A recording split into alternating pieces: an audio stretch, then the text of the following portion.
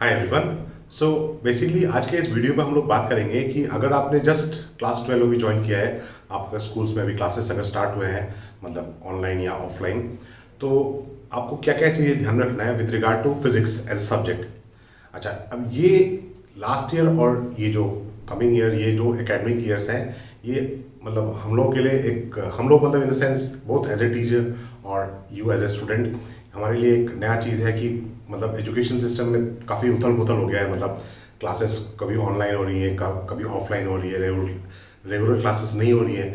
तो उसके वजह से मतलब काफ़ी बच्चों के मतलब पढ़ाई में काफ़ी मतलब प्रॉब्लम आया है। ठीक है, बेसिकली मतलब जैसे we are use to this normal class schedule, जहाँ पे कि हम लोग का डायरेक्ट टीचर के साथ इंटरेक्शन होता था। ठीक है, बट अभी मतलब because of this Covid situation, direct interaction मतलब काफ़ी कम हो गया है। ठीक है, तो इसके वजह से मतलब काफ़ी स्टूडेंट्स में मैंने देखा है कि एज ए टीचर मैंने फील किया है कि काफ़ी स्टूडेंट्स में थोड़ा ही मतलब उनके जो पढ़ाई का प्रति जो इंटरेस्ट था वो कम हो गया है, या मतलब बिकॉज ऑफ वेरियस रीजंस। मतलब कहीं कहीं पे इंटरनेट प्रॉब्लम है।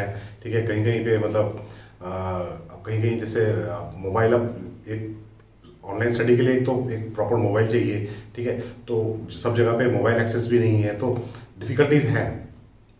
ठीक है, तो अब इन डिफ़िकल्टीज को ओवरकम करके अगर हमको मतलब आगे बढ़ना है, तो मतलब एज ए टीचर हमको भी सोचना पड़ेगा, एज ए स्टूडेंट आपको भी सोचना पड़ेगा। ठीक है, तो बेसिकली उन सब चीज़ों को ध्यान में रख के मैंने ये वीडियो बनाया है कि मतलब क्लास 11 के क्या क्या टॉपिक हैं जो मतलब आपको 12th में काम आने वाले हैं। ठीक है, 12th में किस स्ट्रेटेजी से हमको पढ़ना है, ठीक है, क्या बुक फॉलो करना है, वो सारी चीज़ें मतलब based on my experience, my knowledge, मैं आज आप लोगों के साथ डिस्कस करूँगा। ठीक है, और यहाँ पे मैं आपको ये एक और चीज़ बता दूँ कि मतलब जैसे मैंने अपना एक अभी ऐप भी एक लॉन्च किया है। ठीक है, मोनी सर की क्लास के नाम से आप ये एंड्रॉयड में गूगल प्ले स्टोर में आप एंड्रॉयड ऐप है, गूगल प्ले स्टोर में आपको ये ऐप मिल जाएगा। ठीक है, तो बेसिकली इस ऐप के थ्रू मतलब मैं आपको जो क्लास 11 का सिलेबस है, क्लास 12 का सिलेबस है, वो सारी चीज़ें मैं थ्रू ऐप पढ़ाने का कोशिश करूँगा। यूट्यूब में मेरे वीडियोस जैसे पहले चलते थे अभी वैसे चलते रहेंगे, बट एक प्रॉपर मतलब जैसे कोर्स एक होता है ना, जिसमें रेगुलर क्लास हो रही है, वीकली इतना क्लास हो रहा है, मटेरियल मिल रहा है, टेस्ट हो रहे हैं, तो वो एक कोर्स के हिसाब से मैं पढ़ाऊँगा। ठीक है, और अब सोच रहे हैं कोर्स के हिसाब से पढ़ाऊंगा तो अल्टीमेटली उसका एक कॉस्ट भी होगा, बट कॉस्ट नॉर्मल कोर्सेज जैसा नहीं होगा। ठीक है, नॉर्मल कोर्स में अगर आप 20,000 25,000 एक साल का देते हैं, तो इसमें मतलब 10% भी वैसा नहीं होगा। मतलब मैं सोच रहा हूँ कि मैंने एक स्टूडेंट एक कम्युनिटी पोस्ट भी दिया था कि जिसमें मैं आप लोगों से मैंने फीडबैक लिया था कि मतलब कोर्स का फीस एक साल का मतलब एक एकेडमिक सेशन का कितना हो, तो ज़्यादातर लोगों ने बोला है कि वो 2500 के आसपास हो। तो मैं सोच रहा हूँ कि फीस उतना ही हो, 2500 या उससे थोड़ा कम हो। ठीक है, तो ज़्यादा ना हो, बट इस कोर्स में मैं सारे मतलब स्टडी मटेरियल, टेस्ट सब होगा in accordance to the board level. मतलब एंट्रेंस के लिए नहीं है, एंट्रेंस के लिए अलग बैच होगा, बट ये सिर्फ बोर्ड के लिए होगा।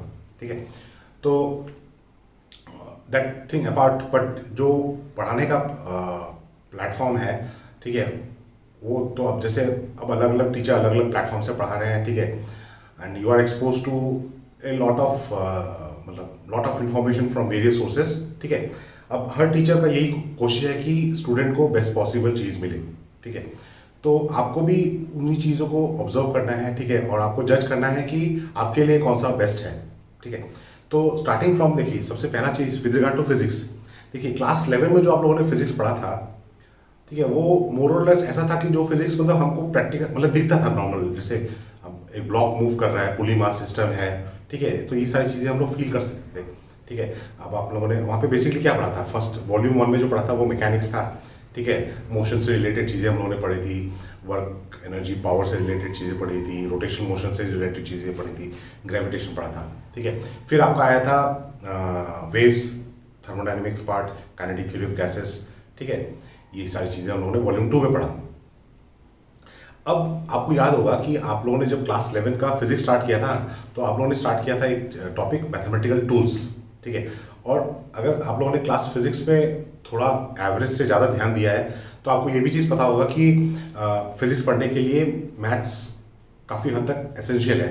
बट मैं ये नहीं बोल रहा हूँ कि बहुत एडवांस लेवल ऑफ मैथ्स का नॉलेज चाहिए, बट फंडामेंटल नॉलेज बहुत ज़रूरी है। मतलब यू नीड टू बी मतलब कन्वर्सेंट विद बेसिक जो कैलकुलस के फॉर्मूले हैं, ट्रिग्नोमेट्री के जो फॉर्मूले हैं। ठीक है, कोई भयंकर फॉर्मूला नहीं चाहिए, मतलब कैलकुलस का बस फंडामेंटल फॉर्मूला भी होगा तो एटलीस्ट बोर्ड लेवल के क्वेश्चन तो हो जाते हैं, ठीक है, इंटीग्रेशन डिफरेंशिएशन के जो फॉर्मूले हैं, ठीक है। वेक्टर्स, अब वेक्टर्स ऐसा चीज़ है जो मतलब फिजिक्स के हर चैप्टर में यूज होता है, जहाँ पे भी मतलब वेक्टर क्वांटिटीज है, फिजिकल क्वांटिटीज दो तरह की होती हैं, एक हो गया स्केलर, एक हो गया वेक्टर, ठीक है। तो वेक्टर क्वांटिटी जहाँ पे भी होगा वहाँ पे उसके प्रॉब्लम सॉल्व करने के लिए हमको वेक्टर्स का नॉलेज चाहिए, ठीक है। तो उसमें ज़्यादा कुछ भी नहीं है, मतलब जैसे ट्राइंगल लॉ है और पैराग्राम लॉ है, बट दोनों लॉ में जो फाइनल रिजल्ट है वो एक जैसे ही आता है। तो कोई एक लॉ में भी आप अगर आप ठीक है उनका आपका कॉन्सेप्ट ठीक है तो आप वो वेक्टर्स के क्वेश्चन हो जाते हैं, ठीक है। तो बेसिकली आपको ये सारी चीज़ें आपको ब्रशअप करना है, ठीक है। तो 11th में जैसे वो सारी चीज़ें चाहिए मैथमेटिकल टूल्स, तो 12th में भी आपको वो जरूरत पड़ेगा, क्योंकि अब जहाँ पे फिजिक्स के न्यूमेरिकल्स आ गए वहाँ पे तो मैथ्स आएगा ही आएगा, ठीक है। तो इसीलिए आपको यहाँ पे जैसे प्रीवियस नॉलेज, मतलब what are we going to learn, ठीक है। तो what are we going to learn this based on this previous knowledge, कि अगर प्रीवियस नॉलेज हमारा क्लियर है तब हम लोग जो चीज़ पढ़ने वाली है वो चीज़ हमको अच्छी तरह से समझ में आएगी, ठीक है। तो यहाँ पे vectors, calculus, coordinate geometry, trigonometry, ये चीज़ें आपको कोर्स स्टार्ट करने से पहले एक बार ब्रशअप कर लीजिए, ठीक है। तो आपका कोई भी अगर रेफरेंस मटेरियल होगा, एनसीईआरटी में ये चीज़ें नहीं दी है, कैलकुलस का थोड़ा पार्ट दिया हुआ है, बट आपके पास अगर कोई भी रेफरेंस मटेरियल है तो उसमें मैथमेटिकल टूल्स करके एक चैप्टर होगा, वो चैप्टर आप एक बार देख लीजिए, ठीक है। अगर उस चैप्टर का मटेरियल आपके पास नहीं है तो मुझे आप बोलिएगा, मैं लिंक दे दूंगा, वहाँ से आप लोग डाउनलोड कर सकते हैं मैथमेटिकल टूल्स, ठीक है। वो भी घबराने का बात नहीं, इट विल टेक मतलब 2 दिन आप स्पेंड कीजिए मैकेनिकल टूल्स, ठीक है। मैकेनिकल टूल्स में सिर्फ 2 दिन, ठीक है। ये मत समझिए कि आपका टाइम वेस्ट होगा, ठीक है। ये चीज़ आपको बाद में आके बहुत काम में आने वाला है, ठीक है। अच्छा, अब ये सारी चीज़ें सब पढ़ने के बाद अब क्यों मैं बोल रहा हूँ कि ये हमको पढ़ने का जरूरत क्यों पड़ रहा है, तो वो हमको what are we going to learn, ये जब चीज़ हम समझेंगे तब हमको पता चलेगा कि अगर आप फिजिक्स का एनसीईआरटी का जो क्लास 12 का सिलेबस देखेंगे तो बेसिकली जो क्लास 12 का सिलेबस है उसमें आपका वॉल्यूम, अगेन 2 वॉल्यूम है। जो वॉल्यूम 1 है इट इज़ अबाउट इलेक्ट्रोमैग्नेटिज्म, ठीक है, जिसमें electrostatics, magnetism, current, electricity, electromagnetic induction, alternating current, electromagnetic waves, ये सारी चीज़ें हैं। और जो वॉल्यूम 2 है उसमें मतलब मॉडर्न फिजिक्स, मतलब जैसे रे ऑप्टिक्स, वे ऑप्टिक्स, सेमीकंडक्टर्स, एटम्स, न्यूक्लियाई, ठीक है, सेमीकंडक्टर्स, कम्युनिकेशन सिस्टम। सीबीएसई में तो ये चैप्टर निकाल दिया है, बट स्टेट बोर्ड में ये सिलेबस अभी भी है, Assam high secondary education council के सिलेबस में भी कम्युनिकेशन सिस्टम है, सीबीएसई बोर्ड में नहीं है, ठीक है, वो डिलीट हो चुका है।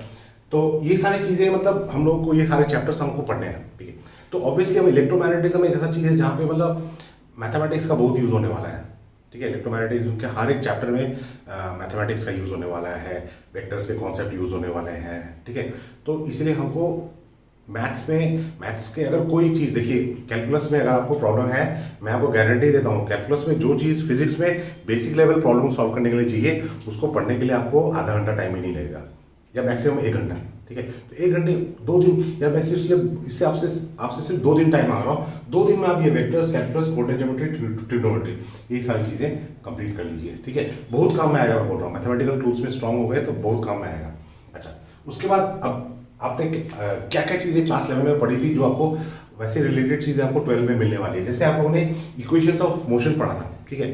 तो इक्वेशन ऑफ मोशन यहाँ पे कहाँ पे काम आने वाला है, तो ऑब्वियसली जो electric charge and field chapter है, ठीक है, वहाँ पे चार्ज से रिलेटेड हम लोग चीज़ पढ़ने वाले हैं। तो चार्ज जब इलेक्ट्रिक फील्ड में मूव करेगा, ठीक है, तो जैसे हम लोगों ने पढ़ा था मास एक ग्रेविटेशन फील्ड में मूव करता है तो उसका ट्रेजेक्ट्री होता है, ट्रेजेक्ट्री का इक्वेशन निकाला था। तो वैसे यहाँ पे हम लोग चार्ज जब इलेक्ट्रिक फील्ड में मूव करेगा या चार्ज जब मैग्नेटिक फील्ड में मूव करेगा तो वो किस पाथ में मूव कर रहा है उसका ट्रेजेक्ट्री का इक्वेशन का निकालना है। तो हम लोग को बेसिकली इक्वेशन ऑफ मोशन हम लोग यहाँ पे यूज़ करने वाले हैं, तो वो चीज़ हमको यहाँ पे फिर से काम में आने वाली है, ठीक है।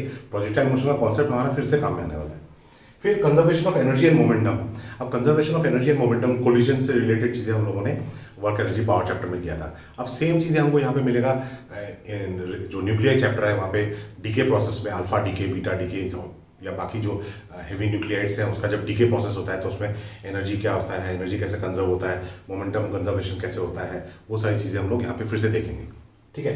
अच्छा, फिर ये एक और एक चीज़ बहुत इंपॉर्टेंट चीज़ है, जैसे हम लोगों ने वर्क एनर्जी पावर चैप्टर में पढ़ा था अबाउट कंजर्वेटिव फोर्स, ठीक है, कंजर्वेटिव फोर्स के बारे में पढ़ा था। फिर हम लोगों ने पढ़ा था कि अगर कंजर्वेटिव फोर्स है तो उसका कॉरस्पॉन्डिंग पोटेंशियल एनर्जी है।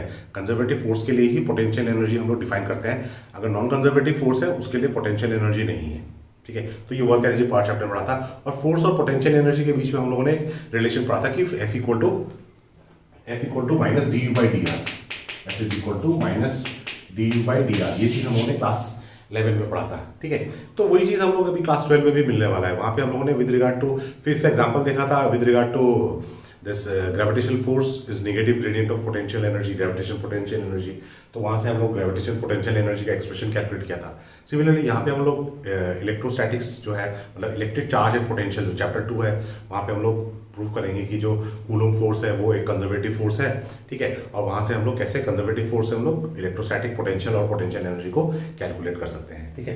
तो वो एक चीज़ इंपॉर्टेंट चीज़ है जो मतलब क्लास 11 का चीज़ हमको एक बार रिविजिट करके देना पड़ेगा कि कंजर्वेटिव फोर्स का क्या प्रॉपर्टी होता है, ठीक है। और कंजर्वेटिव फोर्स अगर है तो उसके लिए पोटेंशियल एनर्जी कैसे निकालते हैं, ठीक है। अच्छा, फिर आगे टॉर्क। अब यहाँ पे हम लोग क्लास 11 में हम लोगों ने पढ़ा था टॉर्क, एक जनरल टॉर्क निकालने के लिए सीखा था और ये सीखा था टॉर्क ड्यू टू कपल। देखिए एनसीईआरटी में क्लास 11 में देखिएगा एक टॉपिक है कपल करके, ठीक है। तो टॉर्क कपल की वजह से टॉर्क कितना होता है वो निकालने का हम लोगों ने एक तरीका सीखा था, ठीक है। तो यहाँ पे वही चीज़ हम लोग सीखने वाले हैं कि टॉर्क अगर एक इलेक्ट्रिक डायपोल है तो वो अगर इलेक्ट्रिक फील्ड में है तो टॉर्क कैसे कैलकुलेट करेगा, मैग्नेटिक डायपोल है मैग्नेटिक फील्ड में है तो टॉर्क कैसे कैलकुलेट करेंगे। बट अगर टॉर्क ड्यू टू कपल का कॉन्सेप्ट हमारा नहीं है तो हम ये चीज़ नहीं कर पाएंगे। अब ये अगर आप पुराने बोर्ड के पेपर्स देखेंगे तो इसमें 3 मार्क्स से लेकर 5 मार्क्स के क्वेश्चन इन टॉपिक्स पे आ चुके हैं, ठीक है। जो चैप्टर 1 और चैप्टर 2 है ये दोनों चैप्टर मिला के आपके 8 मार्क्स हैं। क्लास 12 का चैप्टर 1 और चैप्टर 2 इसको दोनों को मिला के आपके 8 मार्क्स हैं, ठीक है। तो यहाँ पे आपके 5 मार्क्स के क्वेश्चन भी एक क्वेश्चन आ सकता है, एक क्वेश्चन सिंगल क्वेश्चन 5 मार्क्स के लिए आ सकता है। तो ये ऐसे क्वेश्चन अगर आप तभी अच्छी तरह से कर सकते हैं जब आपका फंडामेंटल कॉन्सेप्ट क्वेश्चन से रिलेटेड मतलब पूरा क्लियर है, ठीक है। फिर आगे सुपरपोजिशन ऑफ फोर्सेस। अब क्लास 11 में हम लोगों ने पढ़ा था superposition of forces, same concept यहाँ पे हमारे आने वाला है। सुपरपोजिशन ऑफ फोर्सेस हम लोग ये कॉन्सेप्ट यूज करने वाले हैं कि अगर मल्टीपल चार्जेस हैं, मल्टीपल चार्जेस के बीच में अगर आपको फोर्स कैलकुलेट करना है, ठीक है। फिर आ गया सुपरपोजिशन ऑफ वेव्स। ये तो हम लोगों ने वेव्स चैप्टर में पढ़ा था, इंटरफेरेंस नाम एक टॉपिक था सुपरपोजिशन ऑफ वेव्स में, ठीक है। अब ये इंटरफेरेंस था वहाँ पे साउंड वेव का। क्लास 12 में हम लोग पढ़ने वाले हैं इंटरफेरेंस ऑफ लाइट वेव, ठीक है। यहाँ पे अगेन लाइट वेव का सुपरपोजिशन पढ़ने वाले हैं, ठीक है, सुपरपोजिशन प्रिंसिपल। सो एकदम सेम चीज़ें हम लोग पढ़ने वाले हैं, थोड़ा और एक्सटेंशन एडिशनल एक्सटेंशन यहाँ पे आ जाएगा, ठीक है। यहाँ पे वो कुछ लाइट का जो पैटर्न है स्क्रीन में, जो लाइट का पैटर्न आता है वो किस तरह का आता है उस पैटर्न को भी हम लोग थोड़ा स्टडी करेंगे। बट जो इंटरफेरेंस का जो बेसिक फंडामेंटल्स था जो क्लास 11 में था वही चीज़ हम लोग मतलब उसी का एक्सटेंशन हम लोग क्लास 12 में पढ़ने वाले हैं, ठीक है। तो ये कुछ चीज़ें हैं मतलब जो हाईली इंपॉर्टेंट है, मतलब फ्रॉम क्लास 11 में चीज़ें पढ़ी हैं और वही चीज़ हम लोग क्लास 12 में मिलने वाला है, ठीक है। और ये क्लास 11 में जैसे अगर आप लोगों ने देखिए तो पूरा इग्नोर तो नहीं किया होगा, थोड़ा बहुत तो पढ़ाई होगा, तो उसको ब्रशअप करने में अभी ज़्यादा टाइम नहीं लगेगा, ठीक है। तो मेरे हिसाब से इन चीज़ों को आप ब्रशअप कर लें तो क्लास 12 में मतलब आपको पढ़ने में काफ़ी आसानी होगी और आपका रिजल्ट भी काफ़ी अच्छा आएगा। और प्लस अगर जैसे आप लोगों ने एंट्रेंस एग्जाम के बारे में सोचा है तो जेईई नीट लेवल के प्रिपरेशन अगर करने वाले हैं तो वो प्रिपरेशन तभी मतलब फ्रूटफुल होगा जब आपका मतलब फाउंडेशन बहुत स्ट्रांग है, ठीक है। अच्छा, नेक्स्ट अभी हम लोग डिस्कस करते हैं जो कि अब हम लोग को पता तो चल गया कि किस तरह की चीज़ें हम लोग को क्लास 11 में क्लास पढ़नी है या पढ़नी थी, मतलब पढ़ा नहीं तो अभी उसको थोड़ा ब्रशअप करके और स्ट्रॉन्ग करना है सो दैट हमारा 12th का चीज़ें हमको अच्छी तरह से समझ में आए, ठीक है। अब ये क्यों समझना है ताकि हमको बोर्ड में अच्छा मार्क्स आए, ठीक है। अब बोर्ड का जो पेपर है वो किस तरफ का होता है, वो एनालिसिस क्यों ज़रूरी है, बोर्ड के प्रीवियस ईयर क्वेश्चन पढ़ना हमारे लिए क्यों ज़रूरी है, वो चीज़ें मैं अभी आपको बताने वाला हूँ, ठीक है। जब आप प्रिपरेशन स्टार्ट करें मतलब पहले आपका जो फाउंडेशन हो गया, फाउंडेशन होने के बाद अभी क्लास 12 का सिलेबस पढ़ना आपने स्टार्ट कर दिया, ठीक है। तो उस टाइम में आपको एक चीज़ और करना है कि आपको पुराने पेपर्स जो है ना, जो आपके बोर्ड के पेपर्स हैं, अगर आप सीबीएसई के स्टूडेंट हैं तो सीबीएसई बोर्ड के पेपर, अगर आप स्टेट बोर्ड के स्टूडेंट हैं तो आपके स्टेट बोर्ड के पेपर्स, ठीक है।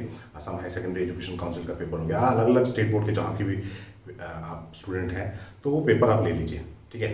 अब पेपर लेना आपको ज़रूरी इसलिए, देखिए क्यों मतलब बोल रहा हूँ, जैसे अब हर एक टीचर अपने एक्सपीरियंस के लेवल पे एक जजमेंट देता है और वो जजमेंट अपने स्टूडेंट को बताता है। मैं भी अपने एक्सपीरियंस के बेसिस पे बता रहा हूँ, ठीक है। अब वो चीज़ आपको जज करना है कि वो ठीक है कि नहीं है, ठीक है। मतलब मैं नहीं बोल रहा हूँ कि टीचर को गलत इन्फॉर्मेशन देता है, बट हर किसी का जो जजमेंट लेवल है वो थोड़ा अलग अलग होता है, ठीक है। तो अब आपको क्या करना है, देखिए एग्जाम तो आपको देना है, पढ़ना आपको ही है, ठीक है। हम टीचर हैं, हमारा काम है आपको गाइडेंस करना, बट आपको प्रॉपर गाइडेंस मिल रहा है नहीं मिल रहा है मतलब वो कैसे आप जज करेंगे। तो उसके लिए आपको क्या करना है कि आपने पुराने पेपर सारे कलेक्ट कर लेने, ठीक है।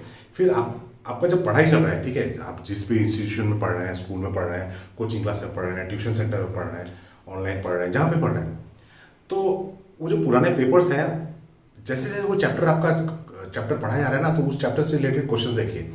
आप देखिए कि जो उस चैप्टर से रिलेटेड जो क्वेश्चंस हैं वो क्वेश्चंस आपसे बन रहे हैं कि नहीं बन रहे हैं, ठीक है। या अब ऐसा भी होता है कि जैसे उस चैप्टर एक पर्टिकुलर फॉर एग्जांपल अब उस चैप्टर से कोई 4 क्वेश्चन हैं जो बोर्ड एग्जाम में रिसेंट आए हैं, और हो सकता है कि आपको वो 4 क्वेश्चन आपको पढ़ाया गया हो, आपने जहाँ पढ़ा है वहाँ आपको पढ़ाया गया है, ठीक है। तो आपको उस 4 क्वेश्चन का आंसर पता है क्योंकि आपको पढ़ाया गया है, ठीक है।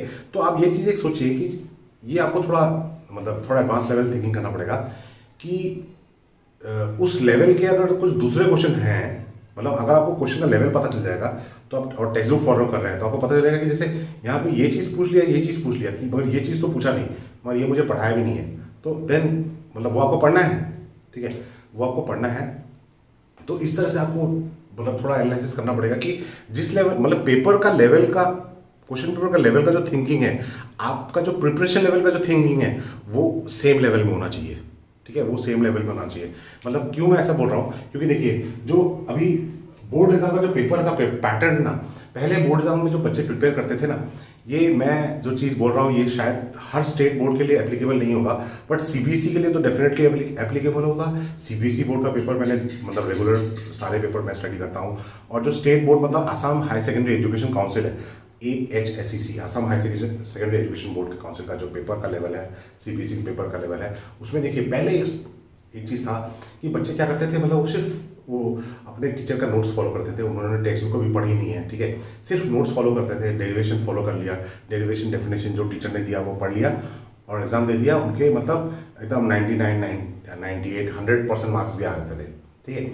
बट अगर लास्ट 3-4 साल में की बात अगर देखें, ठीक है, या आप अगर मेरी बात का भरोसा नहीं करते हैं तो जो स्टूडेंट लास्ट 3-4 साल में क्लास 12 बोर्ड दिया है, उसने अगर फिजिक्स का पेपर दिया है, या तो वो सीबीएसई का स्टूडेंट है या फिर वो Assam high secondary education board का स्टूडेंट है, उससे आप ये चीज़ पूछ लीजिएगा कि जो पेपर का लेवल है वो लेवल मतलब डायरेक्ट बहुत ऊपर लेवल में चला गया है। बहुत ऊपर लेवल में चला गया मतलब इसका मतलब मैं ये नहीं बोल रहा हूँ कि पेपर लेवल बहुत ही डिफिकल्ट है, ठीक है, पेपर लेवल डिफिकल्ट नहीं है, ठीक है। पेपर का लेवल उन्होंने ऐसा कर दिया कि अब आपको एक थॉरो नॉलेज, एनसीईआरटी जो टेक्स्ट बुक है, एनसीईआरटी टेक्स्ट बुक का आपको थॉरो नॉलेज है कि नहीं है, ठीक है।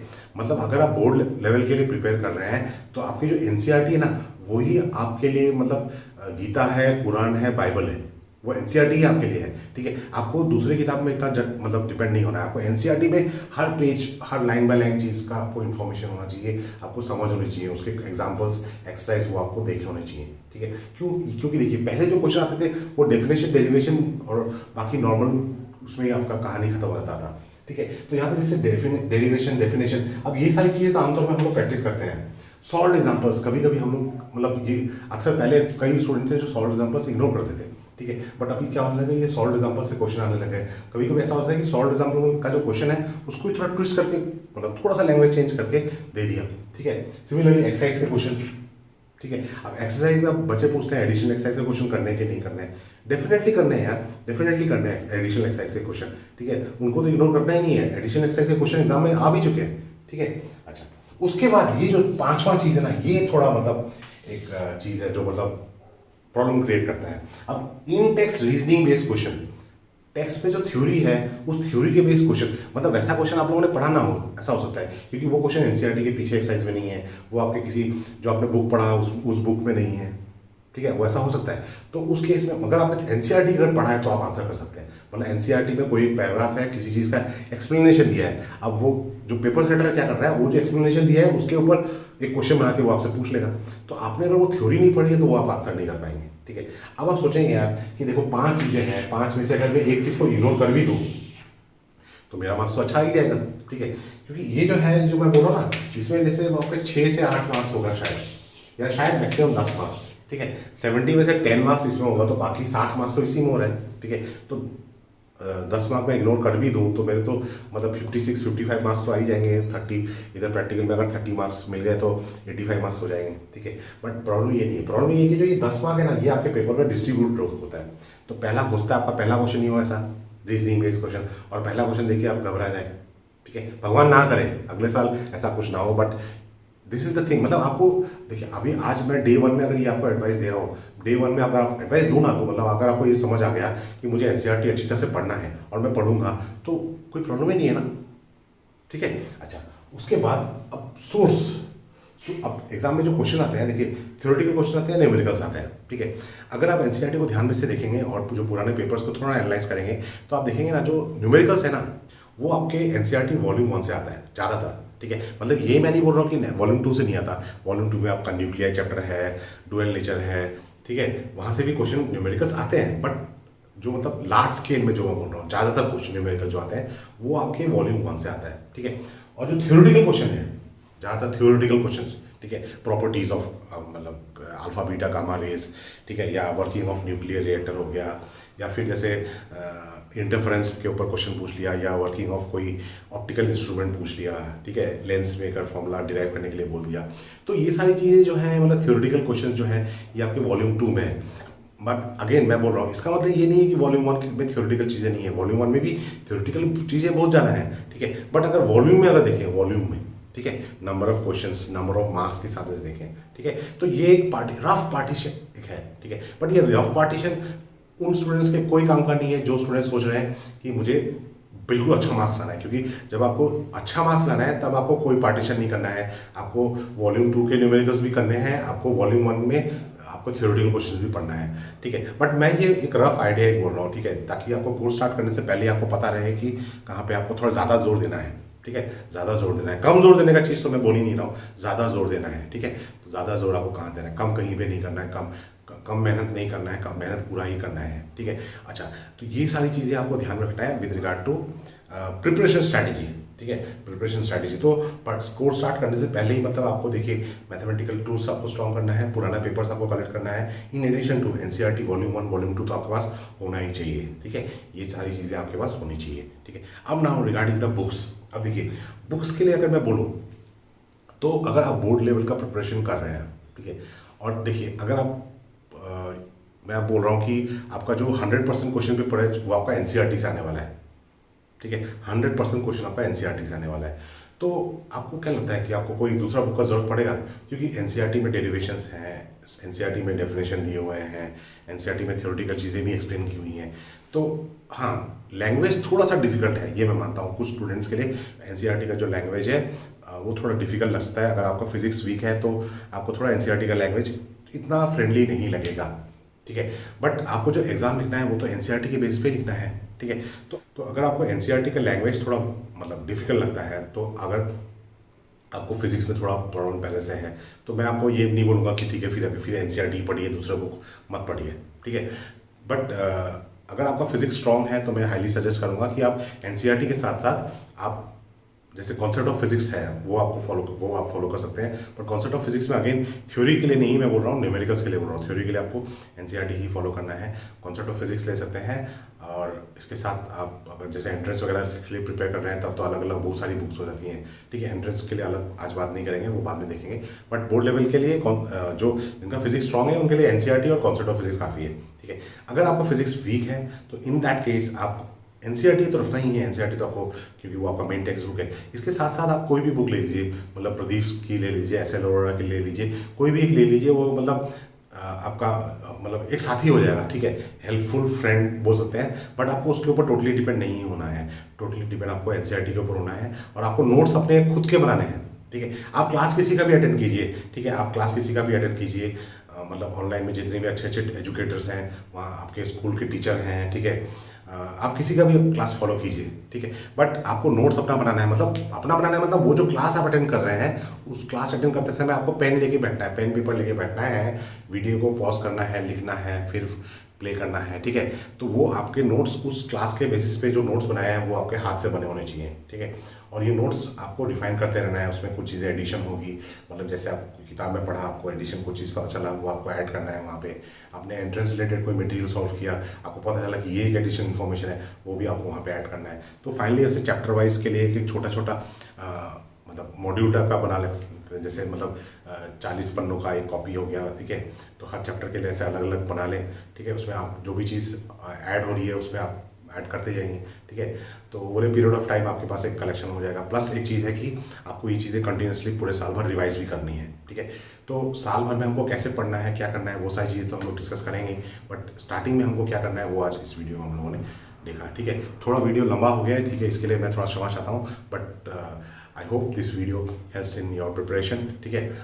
और आपका मतलब ये साल अच्छा जाए, इसी की कामना से मैं ये वीडियो एंड करता हूँ। My best wishes, good luck.